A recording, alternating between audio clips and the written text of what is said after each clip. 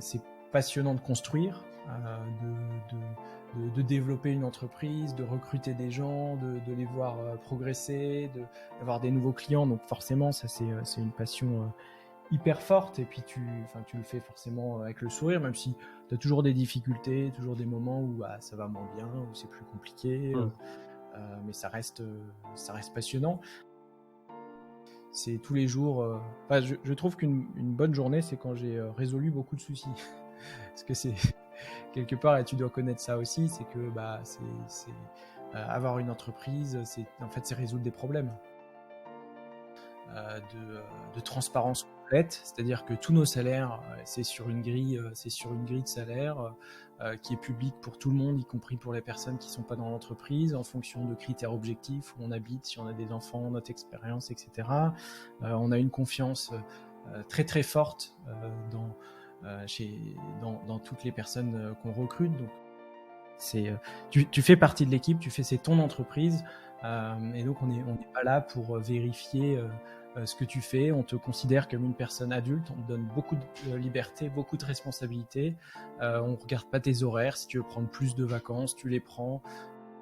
D'être très clair en fait sur les attendus. Est-ce que j'ai le droit, en gros, qu'il y a une sorte de règle, on appelle ça les team agreements, c'est dire, ok, quand je suis à une réunion, est-ce que je peux partir de la réunion, comment ça se passe, et surtout, quelque chose qui me tient à cœur, c'est que c'est un choix, en fait, il n'est pas imposé, c'est-à-dire qu'on a ce choix, j'ai fait ce choix avec mon associé de créer une entreprise, on a le choix d'arrêter, de continuer, quelque part de faire ce qu'on veut, donc on peut pas se plaindre.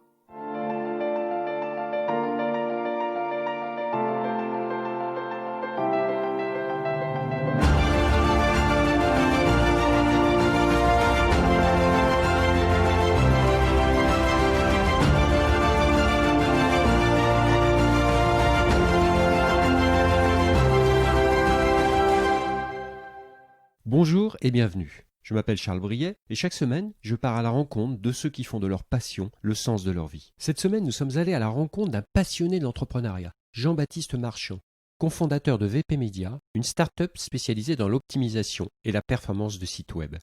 On revient sur sa culture entrepreneuriale et comment on atteint le seuil d'1 million de sites web optimisés, avec le doublement du chiffre d'affaires tous les ans et un objectif de plus de 10 millions d'euros sans levée de fonds. Une vision assez différente du monde des startups. Référencement naturel, SEO, site web, Jean-Baptiste nous vulgarise tout.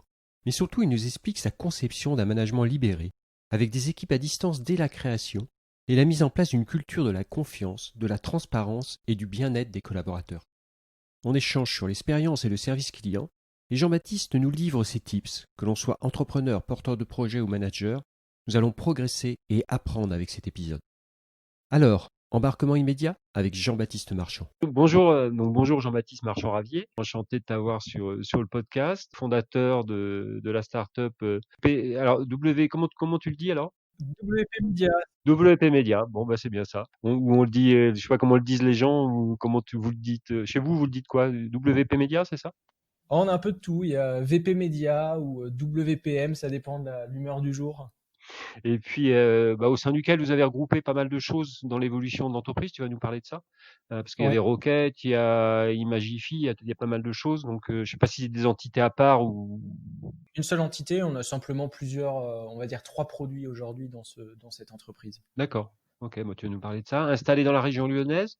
Oui, l'entreprise en elle-même est à Lyon. Après, on a des collaborateurs partout dans le monde. Puis, d'abord, comment tu vis, comment ça va? Et puis, comment tu vis le confinement où tu es? Tu es chez toi, je suppose? Je suis à Lyon, enfin un tout petit peu à côté de Lyon, un peu à la D'accord. campagne, donc c'est bien. Bon. Donc oui, le confinement se passe très bien. Tu peux nous parler, nous expliquer ton parcours déjà avant d'avoir créé ta startup. Qu'est-ce qui t'a donné cette idée-là? Puis où tu en es aujourd'hui? Je crois que vous êtes une startup de 25 personnes, quelque chose comme ça? Ouais, tout à fait, un petit peu plus. Alors, pas hyper long parce que je suis encore jeune, on va dire, 31 ans. Donc j'ai fait un peu de droit, des études de droit. C'est un truc qui m'a passionné. Enfin, les études en elles-mêmes étaient hyper intéressantes. Néanmoins, je ne me voyais pas travailler là-dedans parce que je trouve que l'exercice pratique du droit est pas hyper fun. et on est assez bloqué dans un élément et c'est assez difficile de s'en sortir, même si ça amène à plein de choses qui en elles-mêmes étaient hyper intéressantes. Après moi, bon, j'avais pas trop envie de faire ça. Et à côté, en fait, de mes études, je faisais des sites internet. Donc, j'ai appris à faire des sites internet pour, on va dire, mon plaisir, ma curiosité personnelle. Et puis, très rapidement, je me suis dit, bon, bah, c'est bien d'avoir des sites internet, mais j'avais envie d'avoir des visiteurs dessus. Mhm. Et donc j'ai un peu creusé le sujet, et puis je me suis rendu compte que bah, pour avoir des visiteurs, il faut faire un truc qui s'appelle le référencement naturel, donc le Oui. SEO en anglais. Je me suis vite pris un peu de passion pour ce sujet-là. Donc j'ai fait principalement que ça pendant quelques années, ce qui m'a amené en fait à être embauché dans une agence web à Lyon. Donc c'est là où j'ai déménagé à Lyon pour m'occuper en fait de leur pôle référencement sur place. Et en parallèle, en fait, j'avais différents sites internet avec beaucoup de trafic. Et il se trouve que quand bah, tu as beaucoup de trafic, tu as plein de choses à faire pour que ça te coûte pas trop cher parce qu'il faut un nombre de serveurs hyper élevé pour ajuster ce trafic. Et puis surtout, il faut que ton site il soit rapide parce que plus il va être rapide, plus Mhm. tes utilisateurs vont être contents et surtout, tu vas éviter que ton site il s'affiche plus. Quand tu vas avoir potentiellement trop de trafic, bah, il y a trop d'afflux de visiteurs et ça peut créer des bugs, pardon. Et c'est ça que je travaillais beaucoup. Et j'ai rencontré en fait dans cette agence à Lyon mon associé actuel Jonathan, qui lui était D'accord. sur la partie développement. C'était un développeur et on s'est vraiment retrouvé sur cette passion-là et cette expertise et connaissance de la performance web. Donc l'idée c'était comment on peut accélérer des sites web, donc les rendre plus rapides pour que bah, le visiteur il aime pas attendre en général. Je pense que tu fais partie de ces gens-là quand tu as un site internet qui charge pendant des longues secondes, peut-être des dizaines de secondes, et bah tu en as marre et tu le quittes et tu vas peut-être chez le concurrent. Et ça, bah, il se trouve que c'est à peu près pareil pour tout le monde. Donc vous travaillez sur cette rapidité-là. Aujourd'hui, VP Media, c'est quoi? C'est sur les outils de rapidité, c'est ça? C'est plus sur Exactement. le référencement, du coup? Tout à fait. Ouais, on s'est complètement, enfin, je me suis complètement éloigné du référencement pour mon plus grand D'accord. bien. Et donc, on s'est spécialisé en fait sur la performance web. Donc, comment rendre les sites internet plus rapides.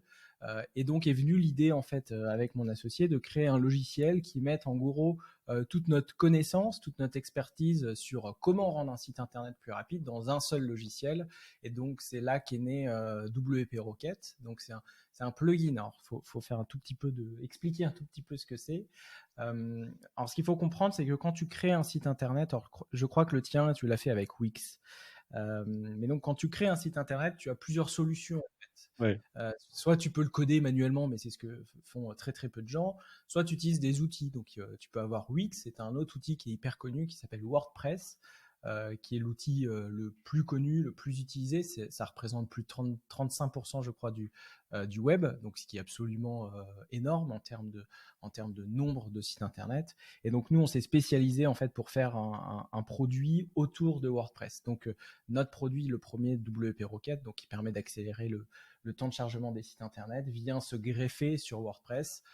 Et donc, tu as forcément un peu des systèmes de compatibilité. Pour te donner un parallèle, c'est comme par exemple iPhone ou Android. Et ben nous, notre application, elle marche que sur iPhone. Et donc là, en l'espèce, elle marche que sur WordPress. Et du coup, et tout ce qui est, alors vous êtes sur des sites marchands, parce que les sites marchands, ils vont être sur quoi? Ils sont sur un peu comme Wix, tu as des applications style Shopify ou des choses comme ça. Exactement, exactement. Ça, c'est encore différent ou c'est Non, en fait, pour toi la même chose? c'est une des forces de WordPress, alors sans en faire la promotion, c'est que ça te permet de faire à peu près tout ce que tu veux, donc à la fois du site vitrine, donc tu as une activité simple, et bah, tu vas utiliser WordPress pour la présenter. Tu as un très gros site e-commerce, tu vas pouvoir l'utiliser. Enfin, en fait, c'est un outil qui te permet de créer des sites internet et globalement à peu près tout type pardon, de site internet. Ouais, qui t'évite de coder ligne à ligne, quoi, en fait, hein. Exactement. En fait, En fait, il te transforme ce que tu souhaites écrire, il te le transforme immédiatement en code pour internet, c'est ça? tu as un peu de code à faire.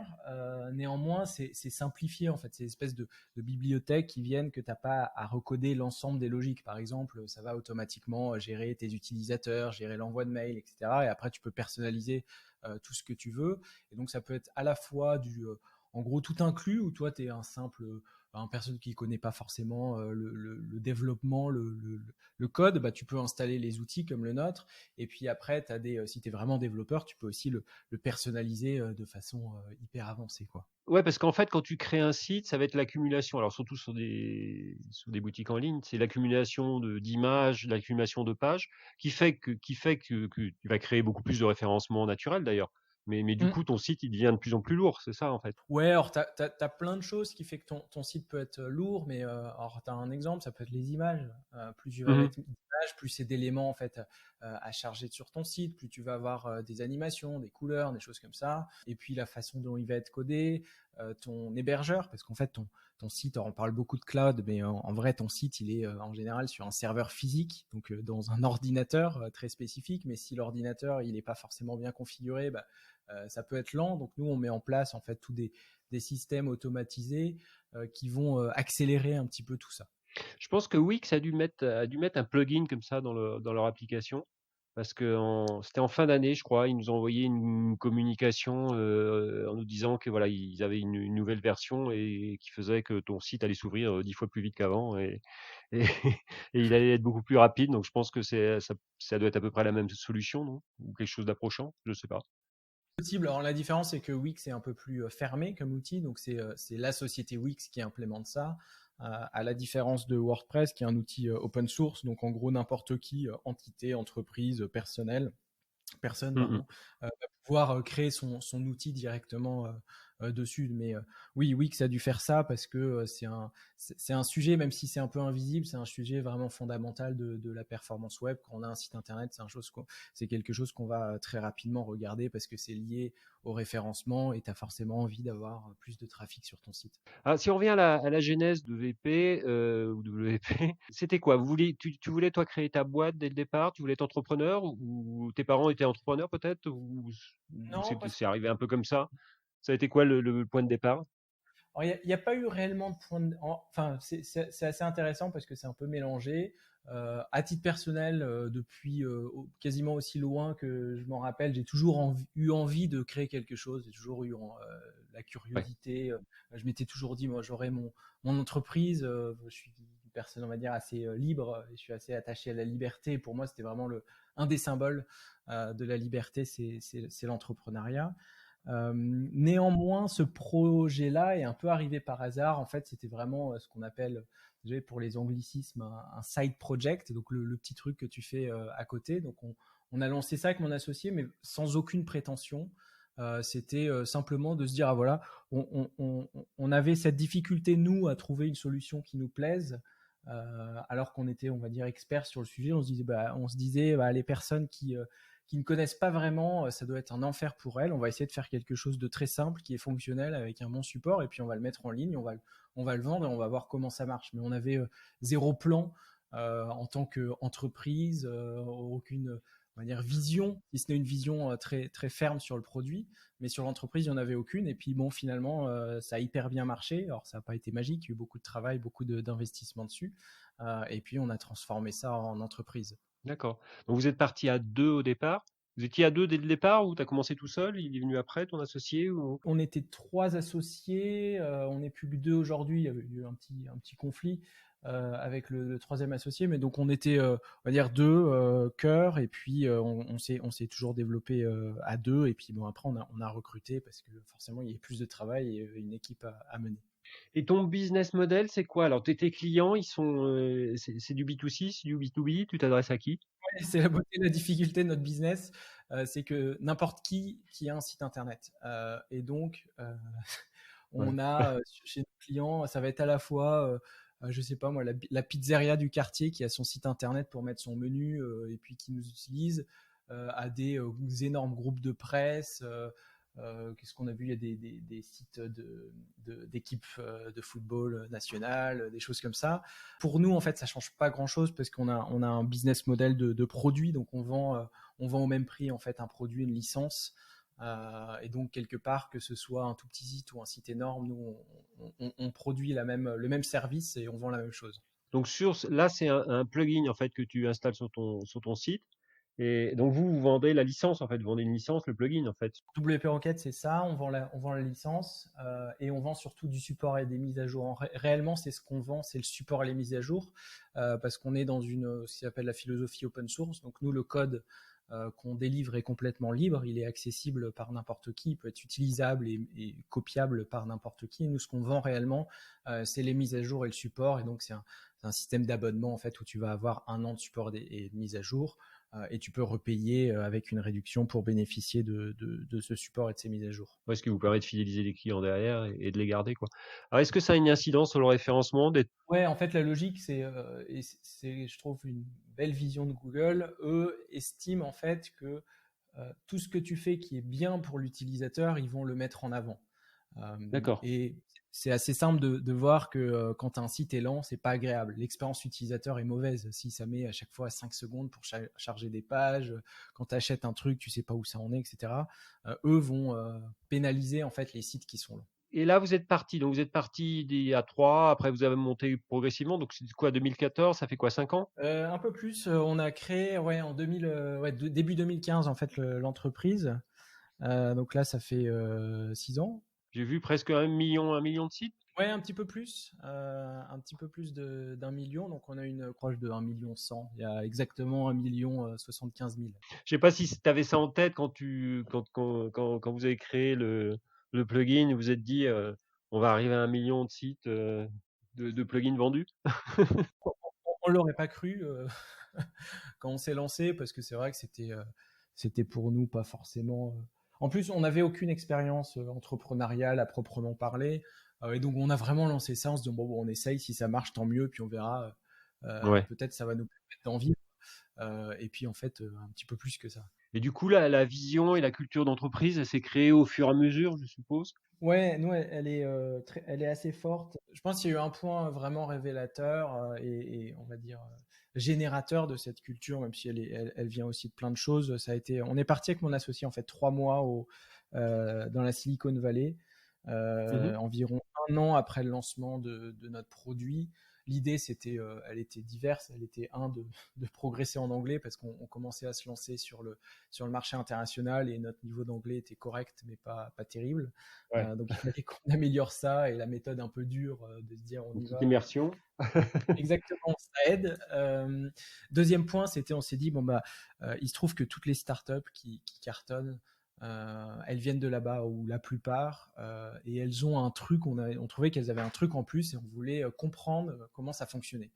Et Mhm. donc on est allé là-bas, on a été voir un peu des startups, on a été vivre en fait en immersion dans ce milieu-là, et c'est vrai qu'on a vu qu'il y avait une relation hyper différente du manager, des équipes qui étaient. Alors après, il y a ses défauts, hein, c'est pas parfait, mais qui étaient beaucoup plus impliqués qu'en France parce qu'on avait beaucoup plus de liberté, beaucoup plus de confiance, beaucoup plus de retours, etc. sur cette relation managériale. Et c'est vrai que ça a été un peu un déclic de se dire, ah, c'est vrai que c'est quand même vachement plus sympa de travailler de cette façon-là, avec cette liberté, avec un travail à distance. Avant, nous, de partir aux États-Unis, notre équipe, quand on pensait à notre équipe, on devait se dire, ah, bah, elle devrait être dans le même bureau que nous, qu'on puisse travailler, parce qu'on ne peut pas travailler quand on n'est pas dans le même bureau. Et puis on s'est rendu compte que là-bas, bah, ça fonctionne pas forcément comme ça. Et c'est vrai que ça a été un déclic. Et depuis en fait notre premier recrutement et jusqu'aujourd'hui et pendant encore de longues années, on travaille tous à distance. On n'a pas de bureau et on a des équipes partout dans le monde. D'accord. Donc là, mais tu travailles, c'est des salariés ou tu travailles avec du coup des freelances ou Ouais, alors en France, c'est tous des salariés. Et pour les personnes bah, qui sont pas françaises, c'est des contractuels. la période actuelle, vous la vivez, elle a pas bouleversé votre modèle en fait. Non, du tout. Donc c'est vrai que nous, enfin, on a un regard un peu différent sur les entreprises qui se mettent sur le Ouais. travail à distance. c'est un sujet qu'on connaît bien. Après, elle a forcément un impact parce que les personnes, nos salariés, nos équipes, elles ont forcément des enfants à garder. Il y a des contraintes plus fortes, donc il y a forcément une productivité moins importante. Et puis derrière, même si on voit pas d'impact négatif sur nos ventes, sur nos nouveaux clients, bon, on ne sait jamais ce qui peut arriver, donc on est très vigilant sur nos investissements et puis Oui. suivre comment ça se passe. Là, la culture, donc vous l'avez forgée via la Silicon Valley. Donc là, vous vous êtes dit, on peut pas travailler on peut pas travailler selon l'idée qu'on avait au départ, en tout cas. Et il va falloir mettre en place un autre système, quoi. Tout à fait. Enfin, il y a de ça, et puis il y a de nos expériences précédentes où on était tous les deux, mon associé et moi, on a dû travailler, on a dû être salariés, je pense, un maximum de 1 an, et ça a été un petit peu traumatisant. Bon, c'était pas votre truc, a priori. Voilà, c'était pas notre truc. Néanmoins, on s'est dit, bah, par contre, il faut qu'un jour, nous, on ait des salariés, il faut que ces salariés soient contents de travailler avec nous et Mhm. qu'on travaille ensemble.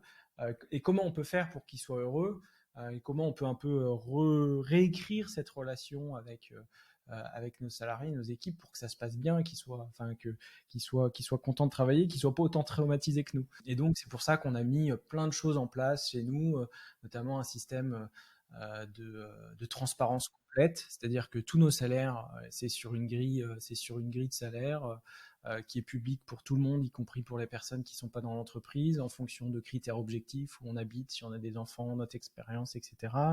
On a une confiance très très forte dans toutes les personnes qu'on recrute. Donc dès qu'ils arrivent chez nous, ils ont une carte de l'entreprise et on vérifie pas spécialement ce qu'ils achètent parce qu'on leur dit voilà, tu fais partie de l'équipe, c'est ton entreprise et donc on n'est pas là pour vérifier ce que tu fais. On te considère comme une personne adulte, on te donne beaucoup de liberté, beaucoup de responsabilités.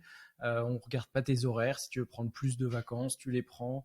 On est là juste pour travailler un petit peu différemment et Ouais. inclure aussi du plaisir dans ce travail-là et de la liberté. Travail par projet, c'est à eux d'accomplir leur projet et de s'organiser Tout comme à ils le fait. souhaitent, c'est ça? Ouais, avec des deadlines et des choses comme ça. Vous êtes en mode projet, quoi. Oui, exactement. Après, c'est toujours un peu, c'est particulier quand on fait du produit comme nous parce que il y a des types de métiers différents. Par exemple, les personnes qui travaillent au support, elles vont répondre à des tickets, donc il y a pas nécessairement de deadline, mais il y a simplement un afflux de tickets qui vient, donc il faut qu'elles y répondent de la meilleure façon.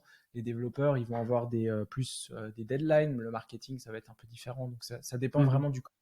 Oui, parce que les consommateurs, je sais pas des consommateurs, mais si, enfin les utilisateurs de tout le logiciel, avec tous les supports, il y a une exigence. Alors, je sais pas si tu trouves qu'elle est de plus en plus forte, mais je pense qu'il y a une exigence de rapidité dans la réponse et de Ouais, contenu de réponse, hein. Je sais pas si tu as vu une évolution. oui, or pas de. Pas trop? Ouais. C'est. Je suis. Je sais pas. En fait, nous, on est parti un peu dans le sens inverse où on s'est dit, pour nous, le support client, il est indispensable et on voit ça comme un investissement et pas comme une dépense à externaliser, à faire au va-vite. Et une grande partie de notre vision marketing est portée par le support, dans le sens où on pense que le support, c'est vraiment la voix de l'entreprise et que la personne, elle aura forcément à un moment donné peut-être un problème avec ton produit, donc elle va le contacter le support. Et donc, si on a une façon de leur donner une bonne vision de l'entreprise, c'est via le support. Parce que je trouve Donc, que il y a une expérience client, ça peut être super déceptif en fait. Moi, je vois avec certains supports, moi j'ai beaucoup d'applis, de trucs, voilà, j'ai des supports, des fois, c'est pas forcément des problématiques d'ailleurs, c'est des questions hein, sur le produit, où il y a une promesse, on te vend une promesse en fait, hein, où tu reçois tu es sur ton chat et on te dit, voilà, ben, généralement on vous répond dans les 2 heures et que 2 jours après on t'a pas répondu. Je trouve qu'en termes d'expérience client, ça casse quand même un peu. Hein. Après, il faut pas non plus mélanger. Enfin, il y a c'est ça qu'on essaye aussi d'inculquer, c'est il y a le temps, mais il y a aussi la qualité, parce qu'effectivement, si tu as une réponse, si tu une réponse en 20 minutes, mais qu'elle est complètement à côté de la plaque, et puis que la personne, c'est pas spécialement de quoi elle parle, bon, c'est pas forcément mieux. Oui, mais je veux dire, la promesse, c'est l'entreprise qui la vend. Et je trouve que même si le message est bon derrière, quand tu le reçois 2 jours après, ouais, ça tique un peu, même si le truc est bien. Je sais pas. Oui, si l'entreprise t'a dit on te répond en 2 heures, bah, pour nous c'est vraiment des points les plus forts de chez nous, c'est l'expérience et le support client. Et c'est vrai que c'est quelque chose qui nous avait marqué La première fois qu'on a été faire une conférence avec mon associé, on a eu des personnes qui nous ont remerciés, non pas pour le produit, on était un peu triste, mais pour le support qu'on leur a apporté. Ils étaient étonnés d'avoir cette qualité de support, et c'est là-dessus qu'ils nous ont remerciés. Et c'est vrai que pour nous, c'est hyper central, et je continue, mon associé continue à faire du support tous les jours quasiment. Sur les 1 million et quelques de sites, vous en avez combien, du coup? Enfin, tu veux peut-être pas communiquer ça, je sais pas, mais quel taux de clients? Parce que tu as 1 million de sites, il y en a certains, ils ont installé le plugin, mais ils ont plus de support, ils payent plus depuis longtemps, enfin, je suppose, non? Ouais, tout à fait. Comme on a plusieurs offres, c'est-à-dire que on a 3 types de licences. Un où tu peux mettre un site, 3 sites, et puis un nombre de sites illimités avec des prix différents. Et donc on a à peu près 120 000 clients, et on a un taux de renouvellement environ un peu plus de 30%. Oui, parce qu'après, t'as la mort des sites, tu la fin des sites, ça tu peux rien y faire de toute façon, hein. Exactement, exactement. Mais c'est vrai on travaille très fortement là-dessus, parce que nous, notre vision, c'est qu'il est plus facile de convaincre quelque part un client de rester en augmentant la qualité, que aller chercher des nouveaux clients en investissant de manière très Mmh. forte sur l'acquisition. Pour terminer sur la partie management, alors je crois que vous faites des retraites une fois par an. Ça commence à se faire pas mal, ça, où toute l'entreprise en fait va se retrouver pendant X jours, et pour déjà refaire de la culture d'entreprise, mais aussi des fois pour travailler sur des sujets ou pour laisser des sujets ouverts. Alors je sais pas quel est votre modèle là-dessus, vous? Nous, la raison déjà pour laquelle on le fait, elle était hyper simple, c'était de se dire, bah, comme on travaille tous à distance, on se voit pas, on est néanmoins convaincu qu'on peut créer des relations personnelles et très fortes à distance, parce que même si l'outil de communication est différent, il reste derrière deux ordinateurs des réelles personnes. Et donc on voit, il y a des liens qui se créent même sans se voir. Néanmoins, ça reste important de se voir, de passer du temps ensemble, et donc c'est pour ça qu'on fait ça. Donc en général, on passe une semaine dans une maison, et c'est simplement passer du temps ensemble. C'est du travail classique, c'est une semaine vraiment de travail très classique. Une des raisons pour laquelle c'est du travail classique, c'est qu'on a nos clients, ils continuent à nous envoyer des tickets de support. On peut pas leur dire, bon, bah, on est en séminaire, vous attendez une semaine avant d'avoir vos réponses. Et donc c'est l'occasion aussi c'est vrai comme tu le disais, de parler de points un peu plus importants, de faire des présentations un peu vision entreprise, de faire les bilans sur l'année précédente, et puis un peu de dire où est-ce qu'on veut aller et comment ça s'est passé. Et vous en ressortez des plans, vous en ressortez des choses ou des améliorations? Ça vous permet de travailler sur le sujet, ou c'est juste pour que les gens puissent se connaître et se rencontrer? Oui, on fait aussi un peu des sessions de travail et de formation. C'est vrai que ça, c'est un sujet qui est quelquefois un peu difficile à distance, et puis tu prends pas forcément le temps. Là, le fait d'être à côté, de se dire, bon, bah, viens, on prend une demi-heure, je te montre un petit peu comment ça marche. Donc, il y a ça où on voit qu'il y a des évolutions, et puis surtout sur l'ambiance entreprise, le, on se rend compte aussi qu'on peut connaître une personne à distance, et puis on se donne une certaine image de la personne, et puis en fait réellement elle n'est pas du tout comme ça, c'est juste qu'elle est timide, elle avait besoin de te voir pour qu'elle parle plus facilement avec toi. Donc oui, ça aide énormément, en tout cas nous, sur le lien social. Sur l'entreprise, alors, il y a plusieurs, vous savez pas si c'est des produits ou des, parce qu'il y a Rocket, donc ça c'est le plugin, c'est ça? Et Imagify, c'est quoi alors du coup? Deux produits et demi, on va dire, aujourd'hui. Donc on a WP Rocket, qui est uniquement avec le modèle que je t'ai présenté. On en a un second qu'on a créé, lui un peu plus tard, on l'a créé en 2016, qui est une solution d'optimisation d'image, parce qu'on s'est rendu compte que nos clients, bah, ils pouvaient accélérer leur site avec notre solution. Néanmoins, s'ils avaient des images trop lourdes, beaucoup trop d'images et trop lourdes sur leur site, ça mettait toujours du temps à s'afficher, parce que là, on ne pouvait pas faire de magie. Donc, on a travaillé sur une solution qui permettait de réduire le poids de l'image, donc la compresser, tout en conservant sa qualité. Là, la différence, c'est qu'on est sur une plateforme en ligne avec ce qui s'appelle une API, qui permet à des développeurs de se connecter dessus. Ce qui fait que c'est complètement ouvert, donc n'importe qui peut l'intégrer. Bien entendu, on a le plugin WordPress qui fait que en un clic, tu vas optimiser toutes tes images, et on a un modèle un peu différent, c'est-à-dire qu'on a un plan gratuit. Tous les mois, tu peux optimiser 25 mégas d'images. Donc, si tu fais un article, deux articles par mois, c'est plus que suffisant. Et puis, tu peux avoir un abonnement qui te permet d'avoir 1 giga, 5 gigas tous les mois, ou faire du one shot. Imaginons, tu es photographe et tout de suite, tu dois optimiser 5 gigas d'images, mais tu n'as pas de récurrence, et ben on te propose un plan one shot. Et l'autre demi, alors c'est quoi? C'est un nouveau projet, non, peut-être? Ça, c'est un autre produit un peu plus technique qu'on vient de sortir, qui pour le moment est intimement lié à WP Rocket. Alors c'est pareil, il va falloir faire un tout petit peu de pédagogie. Il y a en fait, quand quand tu as un site internet, il est hébergé de manière physique sur un ordinateur, donc ce qu'on appelle un serveur, qui se trouve dans une salle qui s'appelle un data center, et elle a un lieu géographique. Donc, par exemple, tu prends ton hébergement chez OVH, ils ont un data center à Strasbourg. Et si tu as des visiteurs qui sont aux États-Unis, eh ben, la connexion doit se faire entre les États-Unis et Strasbourg. Et même si c'est de la fibre optique, même si tout va très vite, ça prend un peu de temps. Et donc, l'idée qui a été faite, alors non pas par nous, hein, c'est un mécanisme qui existe depuis très longtemps, c'est un truc qui s'appelle un CDN. C'est de multiplier, en fait, on va dire, ton site internet, je simplifie, un peu partout dans le monde, pour que bah, tes contenus physiquement, ils soient plus à Strasbourg, mais ils soient aux États-Unis, en Asie, en Afrique, etc. Ce qui fait que tous tes visiteurs, ils puissent accéder à ton site de manière rapide. Donc ça, c'est le concept d'un CDN. Et il se trouve que c'est un peu technique à mettre en place. Il faut s'enregistrer sur un système, il faut le configurer, on te donne une URL, il faut que tu la rentres, etc. Et nous, on s'est dit, il y a moyen de simplifier ça, surtout on adresse des gens qui veulent optimiser leur performance. Un CDN, c'est vraiment de la performance. Et donc, on a intégré ça à WP Rocket sur un nouveau produit qui s'appelle Rocket CDN. En fait, en un clic, nous, on va créer ce CDN, on va le configurer, puis on va l'installer sur le site internet. Mais pour le moment, c'est uniquement dédié à nos clients WP Rocket, parce qu'on voulait tester, voir s'il y avait un marché.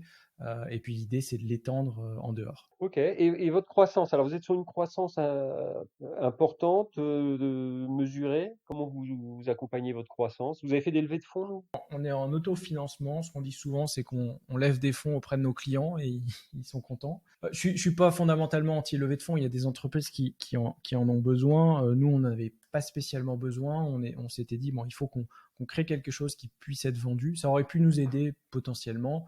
On l'a fait sans, ça marche très bien. Et on a vu qu'on a réussi à avoir une croissance très forte. On était quasiment à doubler les chiffres d'affaires tous les ans.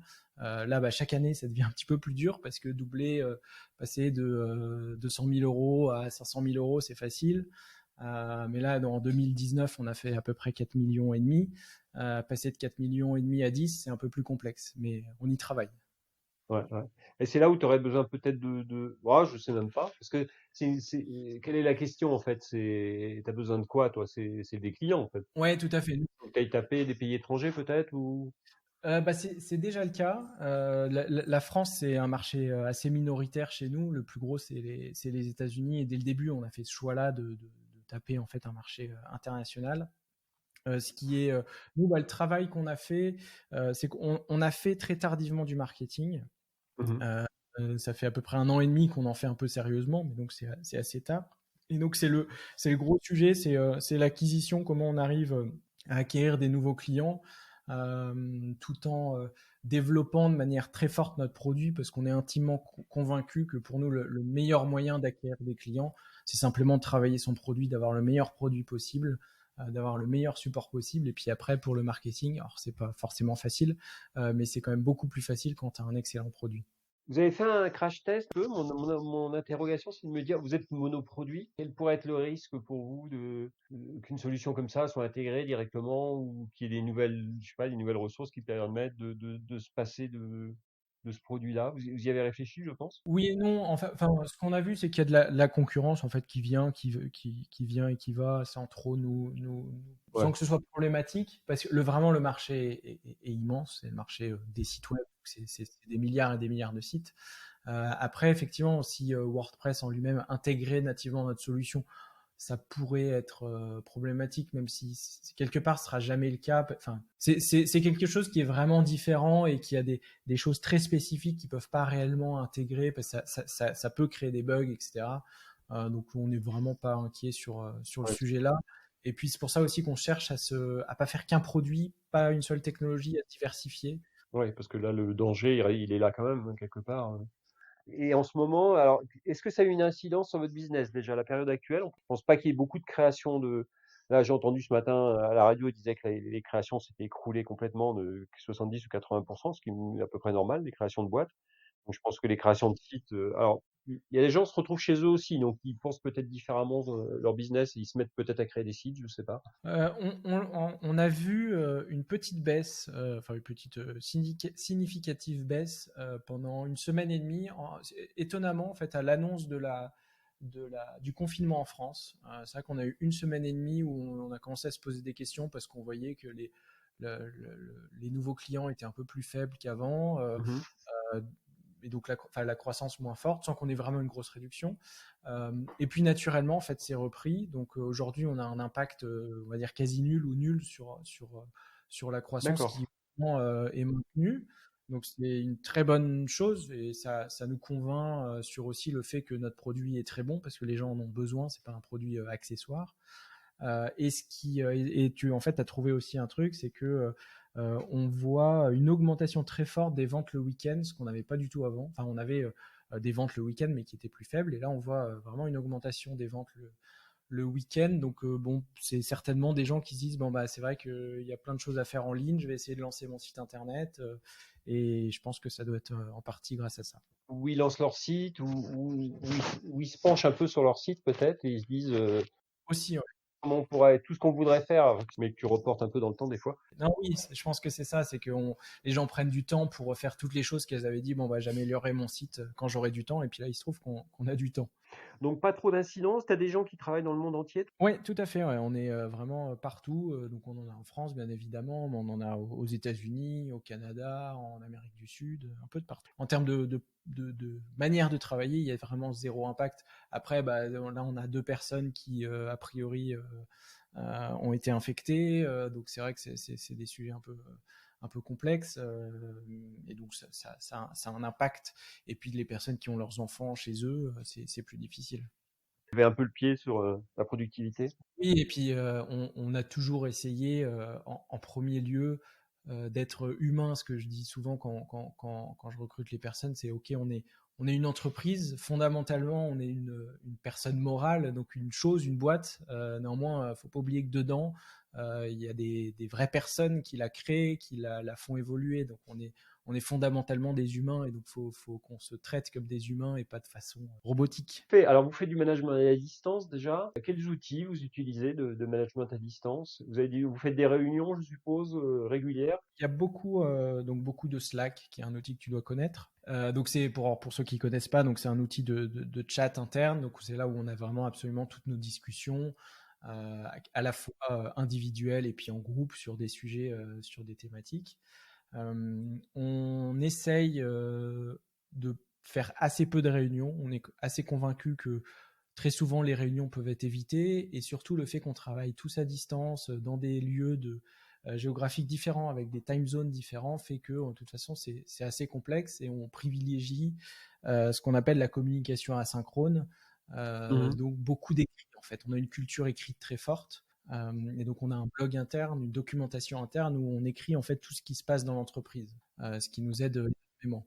Ce qui se passe dans la semaine, les rapports, globalement tout est. On essaye en fait d'écrire pour que quand une personne arrive dans l'entreprise, elle n'ait pas à passer 3 mois à demander à tout le monde qu'est-ce qui s'est passé il y a 3 mois ou il y a 2 mois sur ce projet-là. Comme tout est écrit, c'est beaucoup plus simple. Et c'est pas un manque de pas avoir de communication visuelle? Parce que, tu vois, les entreprises aujourd'hui, elles se retrouvent, enfin, elles gèrent beaucoup de collaborateurs en télétravail. C'est des collaborateurs qui n'avaient pas l'habitude d'être en télétravail aussi, attention, hein. Ouais. Certains se retrouvent seuls et il y a cette, en tout cas, il y a ce besoin d'avoir une communication visuelle, j'ai l'impression. Oui, non, c'est vrai. Et nous, on a une règle, en fait, c'est dès lors qu'il y a une discussion qui prend un peu trop de temps sur notre Slack, tu vois, quand ça commence à échanger de façon trop longue, on dit, bon, on arrête, on fait une réunion vidéo, donc on utilise Zoom. Alors que maintenant, tout le monde connaît, et personne, avant, quand je parlais de Zoom, c'était très interrogatif. Euh, Et oui, donc on fait quand même, je suis un peu dans l'excès, mais on fait quand même souvent des vidéos, des appels vidéo par projet avec des personnes individuellement parce que c'est très important de garder ce lien et l'écrit a ce côté un peu difficile dans le sens où il y a beaucoup de choses que tu peux mal percevoir à l'écrit. Un sous-entendu, Mmh. les trois petits points, tu veux dire, ouh, mais est-ce que la personne est énervée parce qu'elle me met trois petits points, etc. Alors qu'avec en visio, tu vois, si elle sourit, c'est quand même beaucoup plus simple. Quels seraient tes conseils de management à distance pour un entrepreneur qui aujourd'hui se retrouve avec des équipes à distance? C'est quoi les 2-3 points sur lesquels il faudrait mettre l'attention? Ce que je vois, c'est que c'est hyper difficile parce que c'est des entreprises qui n'étaient pas du tout. Malheureusement, elles doivent changer du tout au tout. C'est-à-dire qu'elles avaient une culture de bureau très importante et du jour au lendemain, elles se retrouvent tout à distance, sans les outils, sans les bonnes pratiques, etc. Euh, Après, moi, je pense qu'il y a vraiment un truc de fond qui est hyper important en management de manière générale, mais encore plus à distance, c'est le côté non micromanager.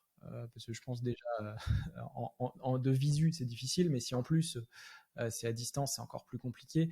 Euh, et d'utiliser, d'être très clair en fait sur les attendus. C'est-à-dire, Oui. bah, est-ce que j'ai le droit, enfin, en gros, qu'il y a une sorte de règle, on appelle ça les team agreements, c'est dire, ok, bah, quand je suis à une réunion, est-ce que je peux partir de la réunion, comment ça se passe, enfin, en fait, définir assez clairement les attendus de chacun, à quelle heure je dois arriver, est-ce que je dois dire bonjour quand j'arrive, est-ce que je peux partir, enfin, voilà, je pense c'est être très clair sur les attendus et quel est le fonctionnement finalement. Et c'est même, vous écrivez tout dans le détail ou ça reste de la culture orale d'entreprise quand même au fil du temps? Non, c'est quasiment tout écrit, toute notre culture d'entreprise est écrite, tous les fonctionnements sont écrits, c'est-à-dire bah, quand tu arrives chez nous, tu as une liste en fait de ce que tu dois faire, les réunions avec qui tu vas avoir. euh, Si par exemple, si tu dois t'acheter un ordinateur, c'est écrit très concrètement quelle est la procédure à suivre, si tu as besoin d'une nouvelle chaise, enfin tous les sujets en fait qui sont souvent oraux pour nous, on trouve qu'il y a enfin, c'est la perte de temps en fait de les répéter et puis on peut les oublier donc c'est toujours plus simple que ce soit écrit. C'est quoi ta journée type? Si tu as un rituel ou si tu as pas de rituel, hein, ça dépend des gens, hein. À 4 heures du matin de lire 7 livres, Ouais, c'est ça. c'est pas le mien. Je me lève tard, enfin tard, 8h30 pour être effectif D'accord. à 9h. C'est pratique. Ouais. Non, j'ai pas du tout de rituel. Je fais juste des journées normales. J'essaye de pas trop travailler. Enfin, c'est je sais, 8h30, 9h, midi, 14h, 19h, 18h, 20h. Ça dépend des, des sujets. C'est ça que moi j'aime bien dans mon métier, c'est que ça change tout le temps. C'est tous les jours. Enfin, je trouve qu'une bonne journée, c'est quand j'ai résolu beaucoup de soucis. Parce que c'est quelque part, et tu dois connaître ça aussi, c'est que bah, avoir une entreprise, en fait, c'est résoudre des problèmes. Bon, et plus tu as de gens, plus tu résous des problèmes, mais ouais, ouais, complètement. Après, c'est de pouvoir, bon, ouais, c'est de déléguer pas mal de choses et puis après de se dire, d'avoir quand même une mini organisation qui te permet d'abattre un peu voilà, à certains moments, de pas partir dans tous les sens et de te dire, voilà, là, c'est le moment où je vais abattre un certain nombre de problèmes et en 1 heure, je dois en résoudre pas mal en tout cas, et puis après, je vais pouvoir me pencher sur 2-3 projets de fond, quoi, c'est ça. Oui, tout à fait. Alors ça, c'est un truc que je fais de manière assez facile. En fait, j'ai une to-do list où je prépare chaque semaine, en gros, mes tâches à faire dans la journée et les tâches à faire un peu plus sur le long terme. C'est quoi? Et explique-moi, parce que sur ton profil, sur les photos, sur le site, c'est drôle parce que vous avez des petites définitions. Mais alors toi, tu t'appelles Python Lover. Alors faut que tu m'expliques ça quand même. En fait, l'outil d'optimisation d'image qu'on a développé, on l'a fait avec un langage informatique qui s'appelle le Python. D'accord, d'accord. Je trouvais ça amusant et puis j'étais le seul à en faire dans l'entreprise, donc il fallait. L'humain a toujours besoin de se différencier quelque part. C'est toujours sur ta photo, hein, je te signe. Ouais, ouais. Je mettrai à jour. Ouais. Alors, quelle est ta passion? C'est quoi la passion qui te drive et si tu as des passions très différentes entre le travail et ta vie perso ou si c'est ta passion, c'est ton entreprise, tu vois? C'est difficile parce que j'ai énormément. Enfin, je suis quelqu'un d'hyper curieux et je suis passionné de beaucoup, beaucoup de choses. Et j'essaye tant bien que mal d'assouvir des passions, mais qui prennent du temps, qui prennent de l'énergie. Et c'est vrai qu'une des plus grosses, bah, c'est vrai que c'est l'entreprise et ce qu'on fait parce que c'est passionnant de construire, de développer une entreprise, de recruter des gens, de les voir progresser, d'avoir des nouveaux clients. Donc forcément, ça c'est une passion hyper forte. Et puis tu le fais forcément avec le sourire, même si tu as toujours des difficultés, toujours des moments où ça va moins bien, où c'est plus compliqué. Mais ça reste passionnant. Et surtout, quelque chose qui me tient à cœur, c'est que c'est un choix, en fait. Il n'est pas imposé. C'est-à-dire qu'on a ce choix. J'ai fait ce choix avec mon associé de créer une entreprise. On a le choix d'arrêter, de continuer, quelque part, de faire ce qu'on veut. Donc, on peut pas se plaindre. Et puis après, personnellement, j'ai plein de passions, notamment autour du sport, en tout genre, du vélo, la course automobile, du ski, un peu tout et n'importe quoi. Du moment qu'il y a de l'adrénaline et du bruit, en général, ça me plaît. J'aime bien, ouais, ok. Des inspirations, on finit par ça, et voilà, ce qui t'inspire. Est-ce que tu as des bouquins déjà que tu peux conseiller? Je ne sais pas si tu lis beaucoup de bouquins, des bouquins d'entrepreneuriat ou pas du tout. Et puis si tu as des références, ou d'autres références d'ailleurs, de personnalité ou autres. Pas mal de bouquins. J'essaye d'éviter un peu les entrepreneurs parce que on raconte un peu toujours la même chose. Et c'est bien de sortir. Je trouve que l'inspiration, elle vient souvent de l'extérieur. Même si c'est très passionnant, et puis il y a des parcours qui sont exceptionnels, et il y a beaucoup de richesses à prendre là-dessus. Il y a un livre qui m'a bien marqué dernièrement. Alors je connais pas le titre en français, mais il s'appelle Radical Candor Feedback. C'est un peu orienté sur le management. En fait, c'est l'idée de comment donner du feedback à la fois dans sa vie personnelle mais professionnelle, de façon très directe, très dure, mais tout en étant très gentil, tout en montrant qu'on tient à la personne, mais pour autant, c'est de montrer qu'on lui tient, de lui dire que ce qu'elle a fait, c'est pas bon, et d'être absolument très très direct sur les retours. Et c'est vrai que ça a beaucoup changé ma perception du management, d'une certaine relation avec l'autre. Ouais, l'importance du feedback, c'est super important, qu'il soit positif ou négatif d'ailleurs, mais c'est Tout à fait. Et souvent, il n'y a pas de feedback. Enfin, en France, on a un peu de mal avec le feedback, je trouve.